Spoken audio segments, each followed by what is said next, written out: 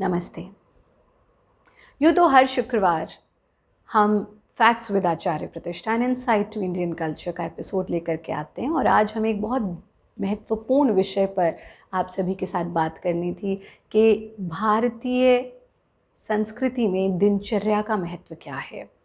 What is the importance of having a set routine and what kind of routine we should have, हमारी दिनचर्या क्या हो। पर पिछले कुछ दिनों में जो खबरें प्राप्त हुई तो लगा उससे भी महत्वपूर्ण इस वक्त ये विषय है कि हम इस बारे में बात करें कि वो महान संस्कृति जो जीवेत शरदः शतम शृणुयाम शरदः शतम प्रब्रवाम शरदः शतम अदीनस्याम शरदः शतम भूयश्च शरदः शतात् की बात करती है। वहाँ के नौजवान 40 साल की उम्र में, 35 साल की उम्र में, 45 साल की उम्र में जिनका देहांत हो रहा है, ये हम सब के लिए सोचने का विषय है। वो देश जहाँ ब्रह्म मुहूर्त में जागरण की प्रथा हो, वो देश जहाँ योग की प्रथा हो, वो देश जहाँ प्रकृति से प्राप्त भोजन खाने की प्रथा हो, वो देश जहाँ संतोष की प्रथा हो, उस देश में 40 साल के नौजवानों का गुजर जाना, उस देश को डायबिटीज़ और हार्ट एलिमेंट्स का कैपिटल बन जाना, ये एक सोचने का विषय है। आपने कभी अनुभव किया कि मैक्सिमम हार्ट अटैक्स ब्रह्म मुहूर्त में होते हैं। ब्रह्म मुहूर्त वो समय जो जगने का समय है और क्योंकि हम उस जगने के समय में पड़े सोते रह जाते हैं, हम अपने आप को बचा नहीं पाते, क्योंकि हम इतने इंस्पायर्ड और इन्फ्लुएंस्ड हो चुके हैं उन मॉडर्न चीज़ों से जो आपकी थाली में परोसी जा रही हैं, आपके जीवन में परोसी जा रही हैं। फिर चाहे वो आपका भोजन हो गया, चाहे आपका लाइफस्टाइल हो गया, चाहे आपके एक्सरसाइज रिजीम हो गए, कि आप भूल गए कि जीवन कैसे जीना है। थोड़ा सा ब्रेक लीजिए, सोचिए, विचार कीजिए कि इन सब समस्याओं की जननी क्या है, इन सब प्रॉब्लम्स का रूट क्या है। And there is only one answer, we have stopped living a natural life. हमने प्राकृतिक जीवन जीना छोड़ दिया है। ना तो हम प्राकृतिक भोजन कर रहे हैं, ना प्राकृतिक दिनचर्या अपना रहे हैं, ना प्राकृतिक कसरत कर रहे हैं और ना ही प्राकृतिक विचारों को आने दे रहे हैं। क्योंकि जब हम प्राकृतिक जीवन शैली नहीं अपना रहे, प्राकृतिक कसरत नहीं कर रहे, प्राकृतिक भोजन नहीं कर रहे, तो विचार भी अप्राकृतिक आ रहे हैं। और उस पर सोने पर सुहागा है ये सोशल मीडिया, जिसके माध्यम से एक अनवांटेड कंपटीशन लोगों में जनरेट हो रहा है, which increases your stress levels, which increases anxiety in you. Oh, somebody has got so many likes, I have to get this much of likes. Oh, somebody has gone for a vacation to such an expensive place. Oh my God, what have I done to my life? मैं तो अभी भी इतने expensive place पे vacation के लिए नहीं जा पा रहा हूँ. So many.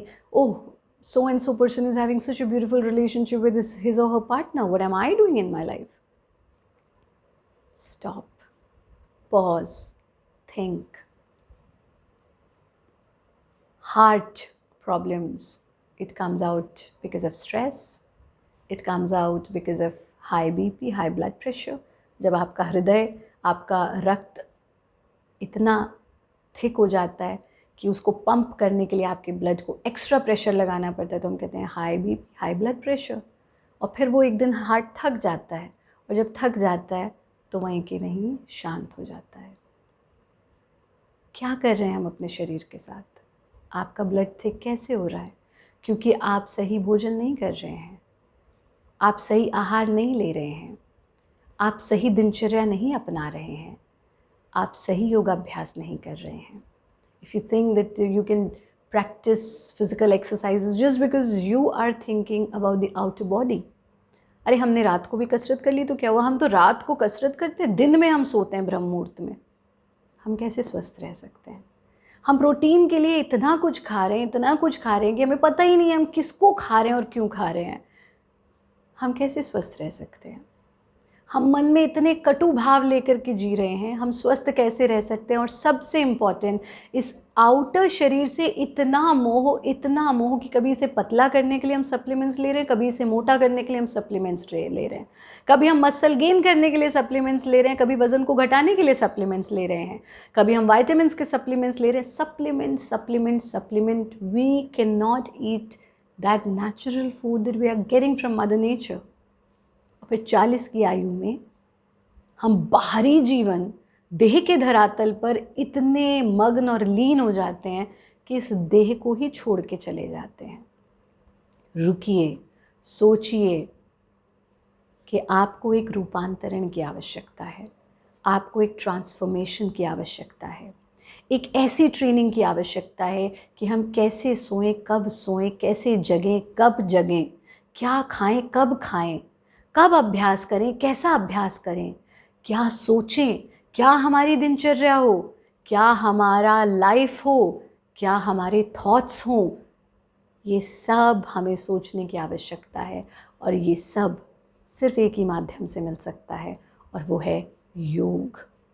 योग को अपनाएं। दुखद कि आज योग को भी हम सिर्फ फिज़िकल एक्सरसाइज बना करके छोड़ देते हैं। जो लोग आश्रम में आते हैं या फिर जो ऑनलाइन रूपांतरण कोर्सेज अटेंड करते हैं, वो जानते हैं कि योग सिर्फ कसरत नहीं है। It is a complete transformation at the level of body, at the level of mind. हम अपने आप को ट्रांसफॉर्म करते हैं। All the youngsters who are watching this video, I request you all, and not only youngsters, each and every person who's watching this video, बाहरी देह से इतना मोह मत कीजिए कि इसको कुछ भी आकार देने के लिए कुछ भी शरीर में डाल रहे हैं। नहीं, ऐसा मत करिए।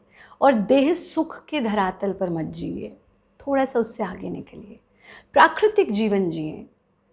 सूर्य अस्त के साथ सोएं, सूर्य उदय के साथ जागरण करें, सूर्य उदय के साथ भोजन आरंभ करें, सूर्य अस्त तक भोजन पूर्ण कर दें। प्रकृति ने तो आपको स्वयं बताया कैसे क्या करना है। जो सूर्य से, जो धरती से प्राप्त आहार है उसका सेवन करें। ना हद से ज़्यादा खाएं, ना हद से कम खाएं। Excess of everything is wrong. ना दूसरे के जीवन में इतना झांके कि अपने में फ्रस्ट्रेशन हो जाए, ना अपने जीवन का इतना बताएं कि दूसरे के जीवन में फ्रस्ट्रेशन हो जाए। छोटी छोटी सी चीज़ें, संतोष का पालन करें, कंटेंटमेंट का पालन करें। दिन में 3-4 बार दिल खोल करके हंसें, परिवार के साथ समय बिताएं, अननेसेसरी कंपटीशन से दूर रहें, परमात्मा के प्रति अहोभाव रखें। जब भोजन करें तो मन में ये भाव रहे, प्रभु इस भोजन के लिए तेरा बहुत बहुत धन्यवाद। जब सांस लें तो मन में ये भाव रखें, प्रभु तेरा इस सांस के लिए बहुत बहुत धन्यवाद। जब अपने प्रियजनों को देखें तो मन में सोचें, हे वाह प्रभु तेरा बहुत बहुत धन्यवाद that I have such people in my life. Set your priorities, set your life, live a healthy life, live a जीवेत शरदह शतम life.